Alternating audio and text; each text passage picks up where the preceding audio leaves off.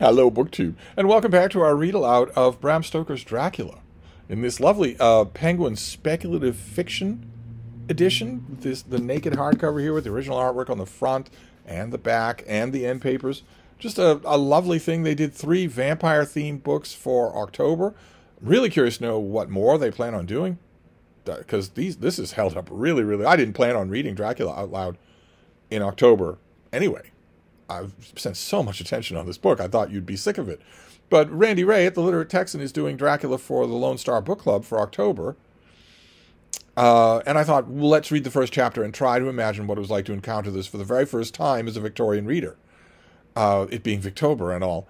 And then we just fell into it. I certainly don't need much nudging to read you a book. It turns out, I love reading you books. So we are now reading it. Of course, it being the 29th of October, we're only halfway done. So we are going to handily overflow the Lone Star Book Club. They're moving on to the Fellowship of the Ring for November. But we'll keep going. We'll keep going to the end so that we will have a full audiobook of Dracula. Only it's not an audiobook. It's not a real audiobook because I'm interrupting often with annotations of my own. So we are up to chapter 13. This chapter takes place in the wake of young Lucy's death. Lucy Westenra has died. Immediately after her mother dies, practically on top of her, Lucy has died. Whatever has been afflicting her and drawing the blood from her body. She did not die from shock. The blood has been persistently drained from her body. And the tooth marks on her neck have grown more and more ragged as someone is continuing to use them. She has finally died, with a lot of our male cast present, but not all. And now we are at chapter 13, which starts with a continuation of Dr. Seward's diary. The funeral was arranged for the next succeeding day, so that Lucy and her mother might be buried together. I attended to all the ghastly formalities, and the urbane undertaker proved that his staff were afflicted or blessed with something of his own obsequious suavity.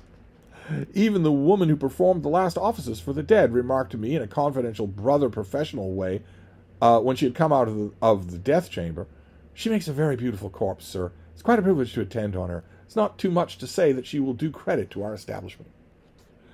I noticed that Van Helsing never kept far away.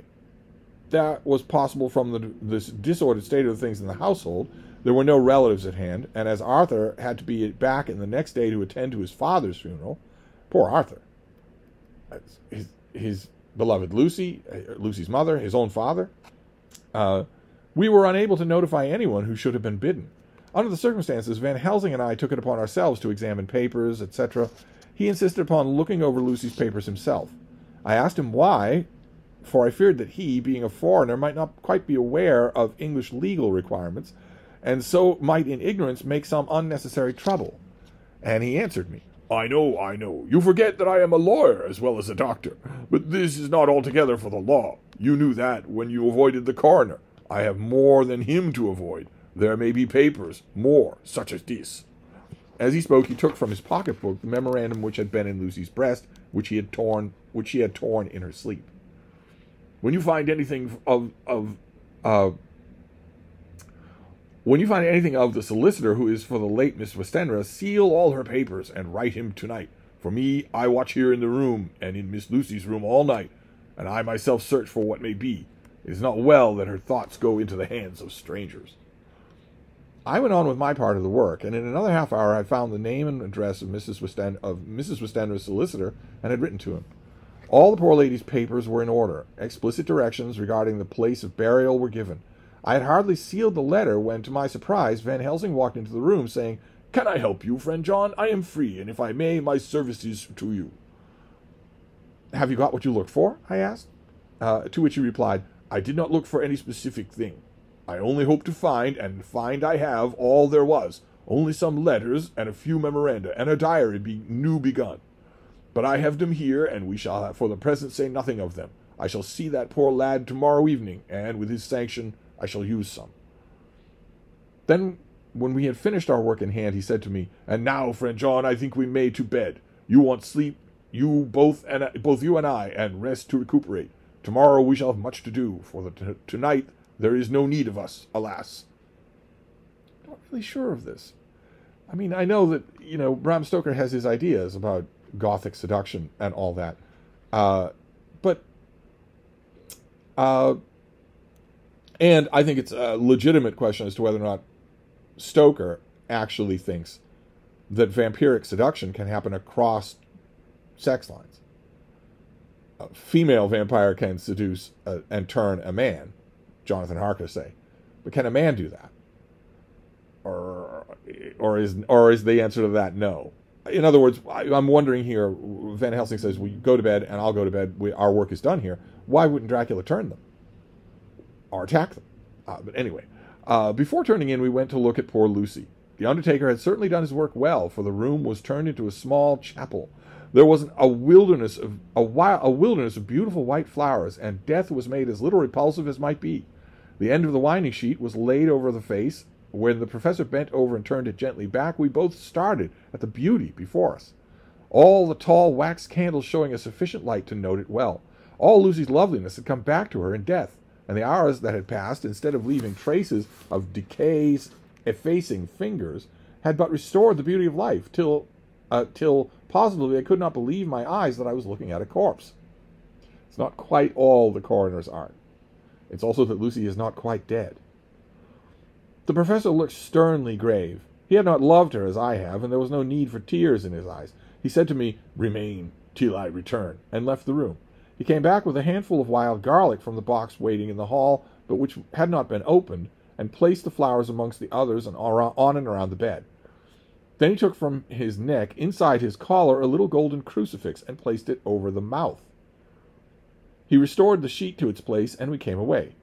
I was undressing in my own room when, with a premonitory tap at the door, he entered and at once began to speak. "Tomorrow I want you to bring me before night a set of post-mortem knives."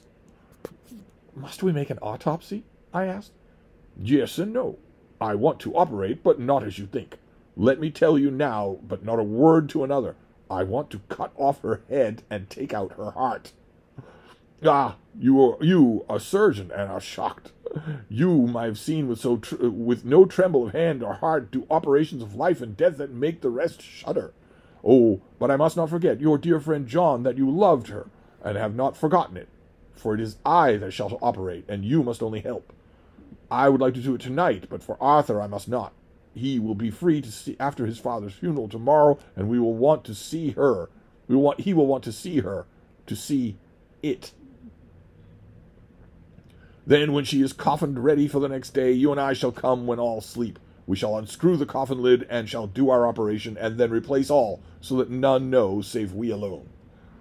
"But why should we do it at all? The girl is dead. Why mutilate her poor body without need? And if there is no necessity for post-mortem, and nothing to gain by it, no good to her or to us, or to science or to human knowledge, why do it? Without such, it is monstrous." For answer, he put his hand on my shoulder, and said, with infinite tenderness, "Friend John, I pity your poor bleeding heart, and I love you the more because it does so bleed. If I could, I would take myself the burden that you bear. There are things you know not, but that you shall know, and bless me for knowing, though they are not pleasant things. John, my child, you have been my friend now for many years, yet did you ever know me to do anything without cause? I may err, I am but a man, but I believe in all I do. Was it not for these causes that you sent for me when great trouble came? Yes. Were you not amazed, nay horrified, that I would not let Arthur kiss his love, though she was dying, and snatched him away with all my strength? Yes. And yet you saw how she thanked me. With her so big, beautiful, dying eyes, her voice, too, so weak, she kissed my rough old hand and blessed me. Yes, and did you not hear me swear a promise to her, that so she closed her eyes grateful? Yes. Well, I have good reason now for all I want to do, but you won't say what it is.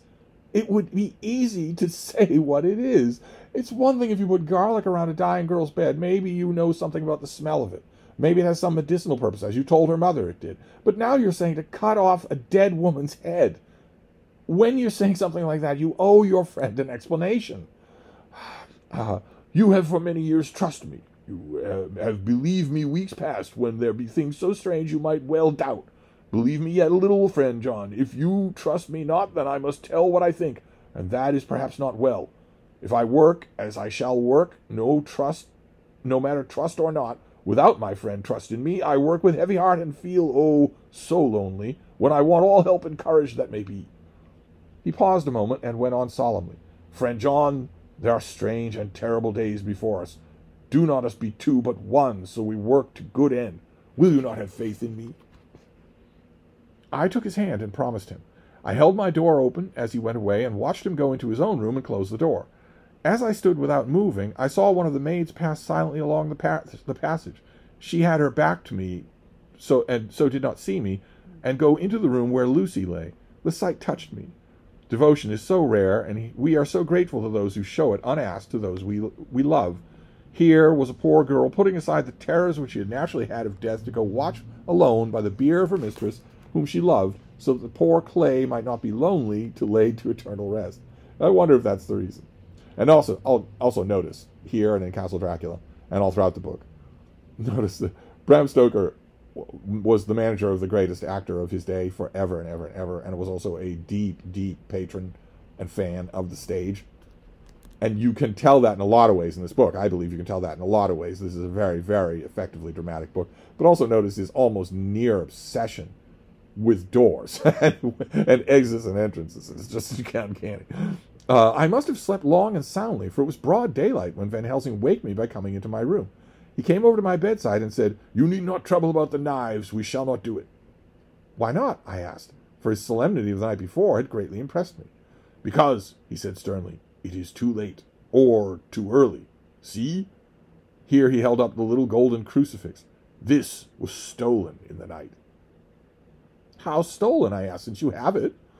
"Because I got it back from the worthless wretch who stole it from the woman who robbed the dead and the living. Her punishment will surely come, though not through me. She knew not altogether what she did, and thus unknowing she only stole. Now we must wait." The girl went into the room, perhaps under mental coercion. Get that thing off me. Anyway, he went away on the word, leaving me with a new mystery to think of and a new puzzle to grapple with. The forenoon was a dreary time, but at noon the solicitor came, Mr. Marquand of Holman, Sons, and Marquand and Litterdale. He was very genial and very appreciative of what we had done, and took off our hands all cares as to the details. During lunch he told us that Mrs. Westenra had for some time expected sudden death from her heart, and had put all her affairs in absolute order. He informed us that, with the exception of certain entailed properties of Lucy's father which now, in default of direct issue, went back to a distant branch of the family, the whole estate, real and personal, was left absolutely to Arthur Holmwood. When he had told us much, he went on. "Frankly, we did our best to prevent such testamentary disposition, and pointed out certain contingencies that might leave her daughter either penniless or not so free as she should be to act regarding a matrimonial alliance. Indeed, we pressed the matter so far we almost came into collision, for she asked us if we were or were not prepared to carry out her wishes. Of course, we had then no alternative but to accept. We were right in principle, and 99 times out of 100 we should have proved, by the logic of events, the accuracy of our judgment. Frankly, however, I must admit that in this case, as in any other form of disposition, would have rendered impossible the carrying out of her wishes. For by her predeceasing her daughter, the latter would have come into the possession of the property, and even had she only survived her mother by 5 minutes, her property would, in case there were no will, and a will was a practical impossibility in this case, have been treated at her decease as under intestacy, in which case Lord Godalming, though so dear a friend, would have had no claim in the world, and the inheritors, being remote, would not be likely to abandon their just rights for sentimental reasons regarding an entire stranger. I assure you, my dear sirs, I am rejoiced at the result, perfectly rejoiced. Notice Stoker has the lawyer talk like a law brief. No one talks like this. This is a document that we're reading, but we're told the lawyer actually speaks this way. He was a good fellow, but his rejoicing at the one little part in which he was officially interested of so great a tragedy was an object lesson in the limitations of sympathetic understanding. He did not remain long, but said that he would look into the matter in a day and see Lord Godalming. His coming, however, had been certain comfort to us, since it assured us that he should not have to dread hostile criticism as to any of our acts. And the notice here of Lord Godalming is Bram Stoker. This is a very, very British thing of a certain time. It isn't anymore, but it was in the 19th century, certainly at its peak in the 19th century, that you can be Joe Schmo. But the minute you inherit a title, you stop being Joe Schmo, even to your friends. This is Arthur Holmwood. that we're talking about. But he's not. He's Lord Godalming because his father has died. So he is now Lord Godalming. Arthur was expected at 5 o'clock. So a little before that time, we visited the death chamber. It was so in very truth, for now both mother and daughter lay in it. The undertaker, true to his craft, had made the best display he could of his goods. And there was a mortuary air about the place that lowered our spirits at once. Van Helsing ordered a former arrangement to be adhered to, explaining that, as Lord Godalming was coming very soon, it would be less harrowing to his feelings to see all that was left of his fiancée quite alone. The undertaker seemed shocked at his own stupidity, and exerted himself to restore things to the condition in which we left them the night before, so that when Arthur came, such shocks to his feelings as we could avoid would be saved. Poor fellow! He looked desperately sad and broken. Even his stalwart manhood seemed to have shrunk somewhat under the strain of his much-tried emotions. He had, I knew, been very genuinely devotedly attached to his father, and to lose him at such a time was a bitter blow to him. With me he was warm as ever, and to Van Helsing he was sweetly courteous, but I could not help seeing that there was some constraint with him. The professor noticed it too, and motioned me to bring him upstairs. I did so, and left him at the door of the room, as I felt he would like to be quite alone with her, but he took my arm and led me in, saying huskily, "You loved her too, old fellow. She told me all about it, and there was no friend had a closer place in her heart than you. I don't know how to thank you for all you've done for her. I can't think yet." Here he suddenly broke down, and threw his arms around my shoulders, and lay his head on my breast, crying, "Oh, Jack, Jack, what shall I do? The whole of life seems gone from me all at once, and there's nothing in the wide world for me to live for." Keep in mind, these two and Quincey Morris are old friends. I comforted him as well as I could. In such cases, men do not need much expression. A grip of the hand, tightening of the arm over the shoulder, a sob in unison are expressions of sympathy dear to a man's heart. I stood still and silent till his sobs died away, and then I said softly to him, "Come and look at her." Together we moved over to the bed, and I lifted the lawn from her face. God, how beautiful she was! Every hour seemed to be enhancing her loveliness. It frightened and amazed me somewhat, and as for Arthur, he fell a-trembling, and finally was shaken with doubt, as with ague. At last, after a long pause, he said to me in a faint whisper, "Jack, is she really dead?" I assured him sadly that it was so, and went on to suggest, for I felt such horrible doubt that I should not have life left for a moment longer, if I could help it, that it often happened that after death the face became softened and even resolved into youthful beauty, that this was especially so when death had been preceded by an acute or prolonged suffering. It seemed quite to do away with any doubt, and after kneeling beside the couch for a while and looking at her lovingly and long, he turned aside. I told him that must be goodbye, as the coffin had to be prepared, so he went back and took her dead hand in his and kissed it, and bent over and kissed her forehead. He came away fondly, looking back over his shoulder at her as he came. I left him in the drawing-room and told Van Helsing that he had said goodbye, so the latter went to the kitchen to tell the undertaker's men to proceed with the preparations to screw up the coffin. When he came out of the room again, I told him of Arthur's question, and he replied, "I am not surprised. Just now I doubted it for a moment myself." Whether she's alive or dead, in other words. We all dined together, and I could see that poor Arthur was trying to make the best of things. Van Helsing had been silent all through dinner time, but when we had lit our cigars, he said, "Lord," but Arthur interrupted him. No, not that. For God's sake, not yet, at any rate. Forgive me, sir. I do not mean to speak offensively. It is only because my loss is so recent." In other words, Van Helsing was about to call him Lord Godalming, and he says, No, don't do that yet. The professor answered very sweetly, "I only use that name because I was in doubt. I must not call you Mr., and I have grown to love you, yes, my dear boy, to love you, as Arthur." Arthur held out his hand and took the old man's hand warmly. "Call me what you will," he said. "I hope I may always have the title of friend. Let me say to you that I am at a loss of words to thank you for your goodness to my poor dear." He paused a moment and went on. "I know that she understood your goodness even better than I do, and if I was rude or in any way wanting at the time you acted so, you remember—" The professor nodded. "You must forgive me." He answered with grave kindness, "I know it was hard for you to quite trust me then, for to trust such violence needs to understand, and to take it that you cannot trust me now, for you do not yet understand. And there may be more times when I shall want you to trust when you cannot, and may not, and must not yet understand. But the time will come when your trust shall be whole and complete in me, and when you shall understand as though the sunlight himself shone through. Then you shall bless me from first to last, for your own sake and for the sake of others, and for her dear sake to whom I swore to protect." And indeed, sir, said Arthur warmly, I shall in all ways trust you. I know and believe you have a very noble heart, and you are Jack's friend, and you were hers.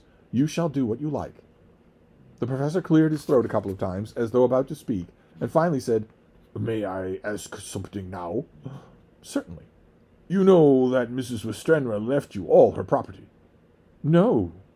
Poor dear, I never thought of it. And as it is all yours, you have a right to deal with it as you will. I want you to give me permission to read all Miss Lucy's papers and letters. Believe me, it is no idle curiosity. I have a motive of which to be sure she should have approved. I have them all here. I looked them up before we knew that all was yours, so that no strange hand might touch them, no strange eye look through words into her soul.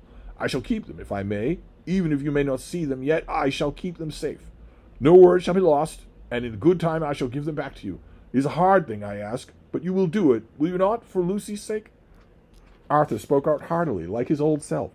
Dr. Van Helsing, you may do what you will. I feel that in saying this I am doing what my dear one would have approved. I shall not trouble you with questions till the time comes. The old professor stood up as he said solemnly, And you are right. There will be pain for all of us, but it will not all be pain, nor will all pain be the last. We and you too, you must all, my dear boy, will have to pass through the bitter water before we reach the sweet. We must be brave of heart and unselfish, and do our duty, and all will be well. I slept on the sofa in Arthur's room that night. Van Helsing did not go to bed at all. He went to and fro as if patrolling the house, and was never out of sight of the room where Lucy lay in her coffin, strewn with wild garlic flowers, which sent, through the odor of lily and rose, a heavy, overpowering smell into the night. Van Helsing is keeping watch over the dead body, and he keeps alluding to the fact that worse is to come, and he's not talking about the funeral. Then we move to Mina's journal for September 22nd. In the train to Exeter, Jonathan sleeping. It seems only yesterday that the last entry was made, and yet how much between then and Whitby and all the world before me, Jonathan away and no news of him, and now, married to Jonathan, Jonathan a solicitor, a partner, rich, master of his business, Mr. Hawkins dead and buried, and Jonathan with yet another attack that may harm him. Some day he may ask me about it. Down it all goes. I am rusty in my shorthand. See what unexpected prosperity does for us. So it may be well to freshen up again with an exercise anyhow. So she's keeping a journal in shorthand, and she keeps talking about rich and prosperity because Mr. Hawkins' entire practice has gone to Jonathan Harker. He has gone from being a just graduated junior solicitor to being the master of his own house. The service was very simple and very solemn. There were only ourselves and the servants there, one or two old friends of his from Exeter, his London agent, and a gentleman representing Sir John Paxton, the president of the Incorporated Law Society. Jonathan and I stood hand in hand, for we felt that our best and dearest friend was gone from us. We came back to town quietly, taking a bus to Hyde Park Corner. Jonathan thought it would interest me to go into the Row for a while, so we sat down. But there were very few people there, and it was sad-looking and desolate to see so many empty chairs. It made us think of the empty chair at home. So we got up and walked down Piccadilly. Jonathan was holding me by the arm the way he used to in the old days before I went to school. It felt very improper, for you can't go on for some years teaching etiquette and decorum to other girls without the pedantry of it biting into yourself a bit. But it was Jonathan, and he was my husband, and we didn't know anybody who saw us, and we didn't care if we did. So on we walked. I was looking at a very beautiful girl in a big cartwheel hat, sitting in a Victoria outside Giuliano's, when I felt Jonathan clutch my arm so tight that he hurt me, and he said under his breath, "My God!" I am always anxious about Jonathan, for I fear that some nervous fit may upset him again, so I turned to him quickly and asked him what it was that disturbed him. We are about to get all of the threads drawn together. Mina is involved. She knew Lucy. She knows all the young men involved. We're about to get all the threads pulled together. He was very pale, and his eyes seemed bulging out as, half in terror and half in amazement, he gazed at a tall, thin man with a beaky nose and black mustache and pointed beard, who was also observing the pretty girl. He was looking at her so hard that he did not see either of us, so I had a good view of him. His face was not a good face. It was hard and cruel and sensual, and his big white teeth, that looked all whiter because his lips were so red, were pointed like an animal's. Jonathan kept staring at him till I was afraid he would notice. I feared he might take it ill. He looked so fierce and nasty. I asked Jonathan why he was disturbed, and he answered, evidently thinking that I knew as much about it as he did, "Did you not see who it is?" No, dear, I said, I don't know him. Who is it? His answer seemed to shock and thrill me, for it was said as if he did not know that it was to me, Mina, to whom he was speaking. It is the man himself. The poor dear was evidently terrified at something, very greatly terrified. I do believe that if he had not had me to lean on and support him, he would have sunk down. He kept staring. A man came out of the shop with a small parcel and gave it to the lady, who drove off. The dark man kept his eyes fixed on her, and when the carriage moved up Piccadilly, he followed in the same direction, and hailed a hansom.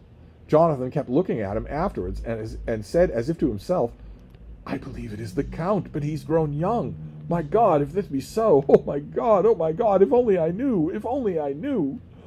He was distressing himself so much that I feared to keep his mind on the subject by asking him any questions, so I remained silent. I drew him away quietly, and he, holding my arm, came easily. He walked a little further, and then went on and sat for a while in Green Park. It was a hot day for autumn, and there was a comfortable seat in a shady place. After a few minutes staring at nothing, Jonathan's eyes closed, and he went quietly into a sleep, with his head on my shoulder. I thought it was the best thing for him, so I did not disturb him. In about 20 minutes he woke up, and said to me cheerfully, Why, Mina, have I been asleep? Oh, do forgive me for being so rude. Come, we'll have a cup of tea somewhere. He had evidently quite forgotten about the dark stranger, as in his illness he had forgotten all of that episode that had reminded him of. I don't like this lapsing into forgetfulness. It may make or continue some injury to the brain. I must not ask him, for I fear I shall do more harm than good, but I must somehow learn the facts of his journey abroad. The time has come, I fear, when I must open that parcel and know what is written. Harker kept a record in their shorthand. Oh, Jonathan, you will, I know, forgive me if I do wrong, but it is for your own dear sake. And then she makes an entry later. A sad homecoming in every way. The house empty of the dear soul who was so good to us. Jonathan still pale and dizzy under a slight relapse of his malady. And now a telegram from Van Helsing, whoever he may be. You will be grieved to hear that Mrs. Westenra died 5 days ago, and that Lucy died the day before yesterday. They were both buried today. Oh, what a wealth of sorrow in a few words. Poor Mrs. Westenra, poor Lucy, gone, now never to return to us. And poor dear Arthur, to have lost such sweetness out of his life. God help us to bear our troubles. Our troubles have just started, sweetheart. Then we move to Dr. Seward's diary for the same day, 22nd of September. It is all over. Arthur has gone back to the Ring and has taken Quincey Morris with him. What a fine fellow Quincey is. I believe in my heart of hearts that he has suffered as much about Lucy's death as any of us, but he bore himself through it all like a moral Viking. If America can go on breeding men like that, she will be a power in the world indeed. Van Helsing is lying down, having a rest preparatory to his journey. He goes over to Amsterdam tonight, but he says he returns tomorrow night, and that he only wants to make some arrangements which can only be made personally. He is to stop with me then, if he can, but he says he has work to do in London, which may take some time. Poor old fellow. I fear that the strain of the past week has broken down even his iron strength. All the time of the burial he was, as I could see, putting some terrible restraint on himself. When it was all over, we were standing beside Arthur, who, poor fellow, was speaking of his part in the operation where his blood had been transfused to Lucy's veins. I could see Van Helsing's face grow white and purple by turns. Arthur was saying that he felt since then that they were two had been really married, and that she was his wife in the sight of God. None of us said a word as to the other operations, and none of us ever shall. Arthur and Quincey went away together to the station, and Van Helsing and I came on here. The moment we were alone in the carriage, he gave way to a regular fit of hysterics. He has denied to me since that it was hysterics, and insisted that it was only his sense of humor asserting itself under very terrible conditions. He laughed till he cried, and I had to draw down the blinds lest anyone should see us and misjudge. And then he cried till he laughed again, and laughed till he cried together, just as a woman does. I tried to be stern with him, as one is to a woman under such circumstances, but it had no effect. Men and women are so different in manifestations of nervous strength or weakness. Then, when his face grew grave and stern again, I asked him why his mirth, and why at such a time. His reply was in a way characteristic of him, for it was logical and forceful and mysterious. He said, "Ah, don't you comprehend, friend John? Do not think that I am not sad, though I laugh. See, I have cried even when the laugh did choke me. But no more think I that I shall be sorry when I cry, for the laugh he came just the same. Keep it always with you, that laughter who knock at your door and say, 'May I come in?' and is not true laughter. No, he is a king, and he come when and how he like. He ask no person, he choose no time of suitability. He say, 'I am here.' Behold, an example I grieve my heart out for so sweet young girl. I give my blood for her, though I am old and worn. I give my time, my skill, my sleep. I let my other sufferers want, so she may have all. And yet I can laugh at her very grave, laugh when the clay from the spade of the sexton drop upon her coffin, and say, thud, thud, to my heart, till it send back the blood from my cheek. My heart bleed for that poor boy, that dear boy, so of the age of mine own boy, who had been so blessed had he lived, with his hair and his eyes the same. There, you know now why I love him so. And yet when he say things that touch my husband heart to the quick, and make my father heart yearn to him as no other man, yet not even to you, friend John, for we are more level in experiences than father and son. Yet even at such moment king laugh, he come to me and shout and bellow in my ear, here I am, here I am. Till the blood come dance back and bring some of the sunshine that he carried with him to my cheek. Oh, friend John, it is a strange world, a sad world, a world full of mysteries and woes and troubles, and yet when King Laugh come, he make them all to dance the tune he play. Bleeding hearts, the dry bones of the churchyard, and the tears that burn as they fall, all dance together to the music that he make with the smileless mouth of him. And believe me, friend John, that he is good to come, and kind. Ah, we men and women are like ropes drawn tight with strain that pull us in different ways. Then tears come, and like reins in the ropes they brace us up, until perhaps the strain become too great, and we break. But King Laugh, he come like sunshine, and he ease off the strain again, and we bear to go on with our labor, whatever it may be. I did not like to wound him by pretending not to see his idea, but as I did not yet understand the cause of his laughter, I asked him. As he answered me, his face grew stern, and he said in quite a different tone, "Oh, it was the grim irony of it all, that so lovely lady, garlanded with flowers that looked so fair as life, till one but one we wondered if she was truly dead, she lay in that so fine marble house in that lonely churchyard where rest so many of her kin, laid there with her mother, who loved her and whom she loved, that sacred bell tolling, toll, toll, toll, so sad and slow, and those holy men with white garments of the angel pretending to read books, and yet all the time their eyes never on the page, and all of us with bowed head, and all for what? She is dead. So? Is it not so?" "Well, for the life of me, Professor," I said, "as well you should. Your friend Professor Van Helsing is quite mad." Well, for the life of me, Professor," I said, "I can't see anything to laugh at in all that. Why, your explanation makes it harder to puzzle than before. But even if the burial service was comic, what about poor Art and his troubles? Why, his heart was simply breaking." "Just so. Said he not that the transfusion of his blood to hers had made her truly his bride?" "Yes, and it was a sweet and comforting idea for him." "Quite so. But there was a difficulty, friend John. If so that, then what about others? Ho, ho, ho, ho. Then this so sweet maid is a polyandrist, and with me, my poor wife dead to me, but alive by church law, though no wits, all gone, even I, who am faithful husband to this now no wife, am bigamist." "I don't see where the joke comes in there either," I said. I did not feel particularly pleased with him for saying such things. He laid his hand on my arm and said, "Friend John, forgive me if I pain. I show not my feelings to others when it would wound, but only to you, my old friend, whom I can trust. If you could have looked into my very heart, then that when I want to laugh, you could have done so when the laugh arrived. You could do so now, when King Laugh have pick up his crown and all that is to him, for he go far, far away from me, and for so long a time, maybe you would perhaps pity me most of all." What the hell is this weird foreigner talking about? I was touched by the tenderness of his tone, and asked why. "Because I know."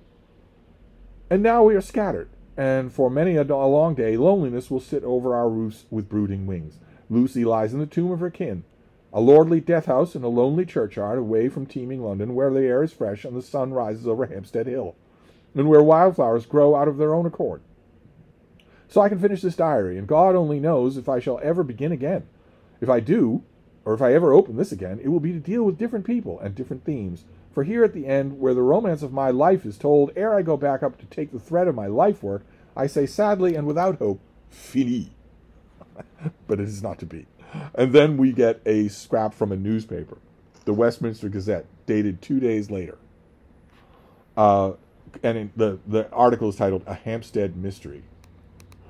The neighborhood of Hampstead is just at present exercised with a series of events which seem to run in lines parallel to those of what we have known to writers of headlines as the Kensington Horror, or the Stabbing Woman, or the Woman in Black.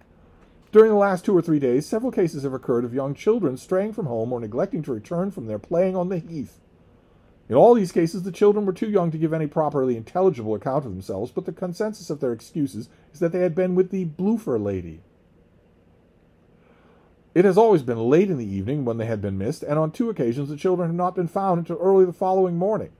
It is generally supposed in the neighborhood that, as the first child missed gave as his reason for going away with the Bloofer lady had asked him to come for a walk, the others had picked up the phrase and used it as the occasion served. So they're just imitating that earlier child, but they're not. They're all meeting the Bloofer lady, and we have met her too. There is the more natural, as the favorite game of the little ones at present is luring each other away by wiles. A correspondent writes to us to see that some of the tiny tots pretending to be the Bloofer lady is supremely funny. Some of our characters might, he said, take a lesson in the irony of grotesque by comparing the reality and the picture. It is only in accordance with general principles of human nature that the Bloofer lady should be the popular role at these al fresco performances. Our correspondent naively says that even Ellen Terry, the greatest actress of her day, could not be so winningly attractive as some of these grubby-faced little children pretend or even imagine themselves to be. There is, however, possibly a serious side to the question, for some of the children, indeed all of whom have missed at night, have been slightly torn or wounded in the throat.